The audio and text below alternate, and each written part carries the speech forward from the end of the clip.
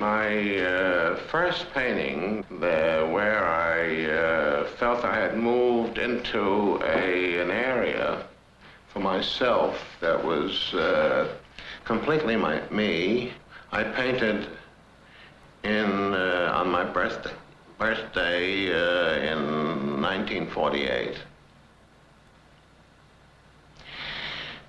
And it's it's a small red painting, and I put a piece of tape in the middle, and I put my so-called zip, which I prefer to call it. Actually, it's not a stripe.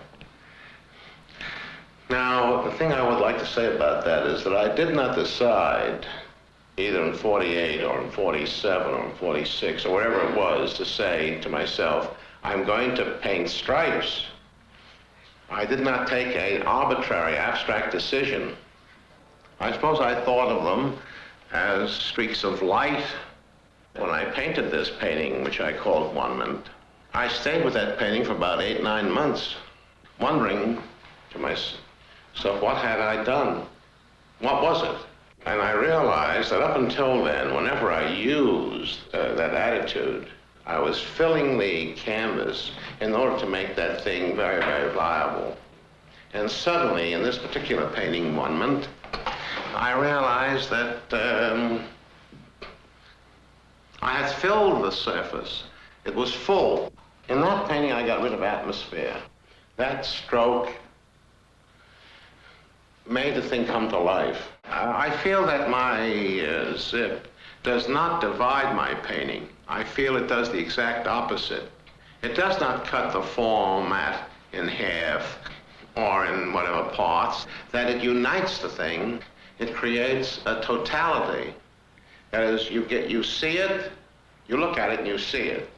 And if you don't, there's nothing to walk into. It's not a window leading you into a situation where you walk through some either interior or exterior world from which you then come to a conclusion.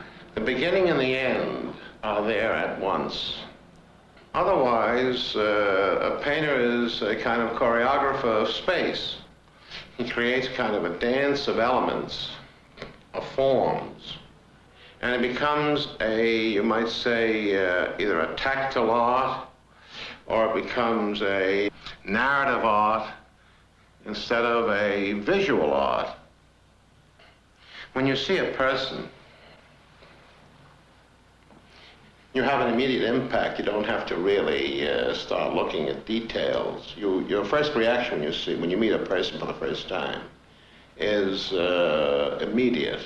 And it's a total reaction in which the entire personality of the person and your own personality make contact.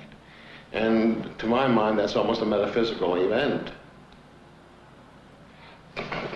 If you have to start examining the eyelashes and all that sort of thing, it becomes a cosmetic situation which you remove yourself from the experience. There's more to the problem, it seems to me, than any old-fashioned idea of what an easel painting is. A painting can be bigger than anything that can go on an easel and still be, in my opinion, an easel painting. And in the end, size doesn't count. Whether the easel painting is small or big is not the issue. Size doesn't count. It's scale that counts. It's human scale that counts. And the only way you can achieve human scale is by the content.